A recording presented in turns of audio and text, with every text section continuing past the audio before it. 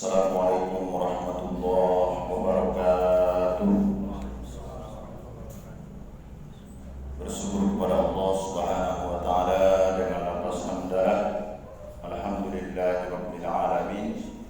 Berselawat kita kepada Rasulullah sallallahu alaihi wasallam biqauli Allahumma shalli ala sayyidina Muhammad wa ala ali sayyidina Muhammad. Assalamualaikum ya Rasulullah.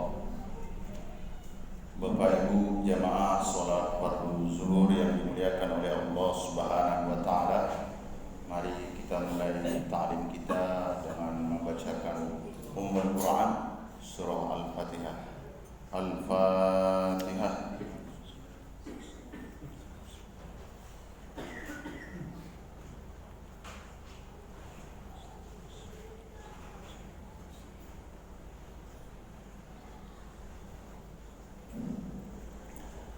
Pada kesempatan kali ini kita masih belajar mengenai muamalah, namun temanya kita fokus kepada ariyah.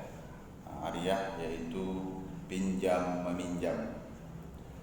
Ariyah yaitu memberikan manfaat suatu yang halal kepada yang lain untuk diambil manfaatnya dengan tidak merusakkan zatnya, agar zat barang itu dapat dikembalikan. Jadi ini sering sekali kita lakukan. Kita butuh misalnya sepeda motor kita pinjam, bagi ibu-ibu kadang ketika ada hajatan pinjam piring atau yang lainnya. Jadi yang diminta di situ adalah keikhlasan untuk mengambil dari manfaat bendanya. Zatnya, bendanya setelah kita pakai, kita kembalikan kembali. Dalilnya yaitu firman Allah dalam surah Al-Maidah ayat 2. Wa ta'awanu 'alal birri wat taqwa wa la ta'awanu 'alal ismi wal 'udwan. Dan di dalam Al-Quran juga dalam surah Al-Ma'un ayat yang ke-7, wa yamna'unal ma'un. Selanjutnya hukum meminjamkan. Apa hukum meminjamkan ini? Hukumnya sunnah. Ini hukum asalnya. Bisa berubah menjadi wajib, bisa berubah menjadi haram. Makanya ketika kita meminjamkan barang, benda kepada saudara-saudara kita, sebaiknya ditanya. Contoh yang wajib, misal sebagian suka mancing, ada yang mancing di Bulu Nipis, ada yang ke Sungai Pagar, ada yang ke lipat kain sana. Capek dia, butuh dia istirahat, habis istirahat dia pengen mandi. Mandi dia. Kalau bahasa kita dengan menutup aurat. Pakaian ditinggalkan di atas.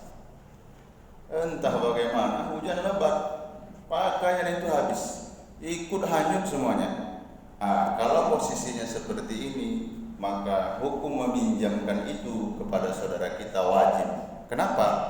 Karena menutup aurat itu wajib. Jadi ada bahasa kaidah, jalan menuju sesuatu hukum sama dengan hukum yang dituju. Kalau menutup aurat itu wajib, maka meminjamkan pakaian pun untuk orang wajib. Contoh yang lain, misal dalam pelaksanaan penyembelihan hewan kurban, di antara sapi ini ada yang lepas ikatannya, lari dia ke perogok, masuk ke sumur lah misalnya. Kalau di sini jarang, kalau di kampung-kampung sering ini. Lari sapi itu, masuk dia. Nah, dipinjamnya sama kita pisau. Maka hukum meminjam itu bukan lagi sunnah, tapi wajib. Kenapa? Pak Ustadz, bisa kita angkat? Bisa diangkat. Sapinya limosin, beratnya hampir 150. Mana terangkat gitu itu? Seperti itu. Begitu juga sebaliknya. Jadi meminjamkan itu bila perlu ditanya. Ini orang-orang tua sedikit agak selektif. Meminjamkan motor misalnya, Ada tetangga, anaknya pemuda, tanya dulu, malamnya malam apa dipinjam? Malam minggu. Mau kemana? Mau ikut pengajian? Nah, silakan. Tapi kalau malam minggu entah kemana pula dibawanya, nah itu hukumnya bisa-bisa berubah menjadi haram. Seperti itu. Rukun meminjam. Yang pertama, ada yang meminjamkan. Nah, syarat yang meminjamkan ini ahli, berhak berbuat kebaikan sekehendaknya. Berarti bisa kita ambil kesimpulan, anak kecil itu tidak bisa dia meminjamkan. Contoh, bapak butuh apa? Butuh mobil, pinjam ke tetangga, bapaknya tak ada, yang ada anak TK di situ, dikasihnya, nah itu tidak bisa. Kenapa? Karena dia belum balik, seperti itu. Yang kedua, syarat dari yang meminjamkan ini, manfaat barang yang dipinjam dimiliki oleh yang meminjamkan, memang punya dia. Contoh, Pak, minjamlah kereta Bapak. Memang milik dia. Nah, itu kereta saya. Tapi karena takut dia dipinjam barangnya, punya orang ditunjuknya. Nah, itu. Silakan. Berada aja. Ini nggak boleh nih. Nggak boleh.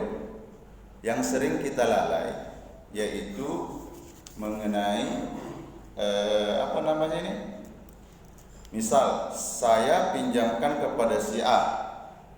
Oke. Ketika saya minta, mana sepeda motornya? Udah ada sama si B.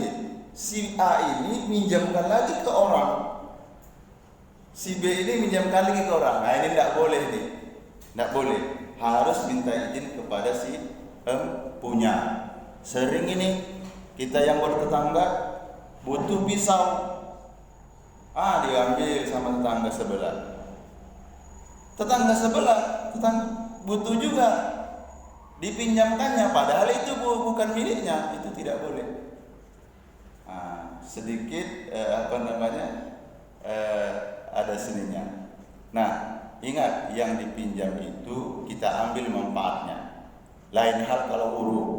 Contoh urut. Pedagang toko emas kan menulis-nulis tuh ketika akad. Habis penanya, tinta penanya, begitu kasih belah. Minjamlah penanya. Kira-kira yang dipinjam penanya atau diambil tintanya? Ini ada dua ini. Berarti kalau dilihat dari sini lafaznya, saya pinjam penanya, saya minta tintanya. Mohon diikhlaskan. Ribet sekali seperti itu. Kalau hal-hal yang seperti ini disesuaikan dengan uruf. Disinilah butuhnya uruf. Apa uruf? Yaitu sesuatu yang sudah menjadi tradisi di satu daerah, di satu kampung, dan sudah lazim untuk meminjam. Berarti ketika seseorang itu meminjam pena, dia tidak mesti meminta tintanya, seperti itu. Baik, besok kita sampaikan rukun yang kedua dari ariyah. Mudah-mudahan ada manfaatnya. Kita tutup majelis yang mulia ini dengan ucapan hamdalah. Alhamdulillahirabbil alamin. Subhanakallahumma wa bihamdika asyhadu an la ilaha illa anta astaghfiruka wa atubu ilaik. Assalamualaikum warahmatullahi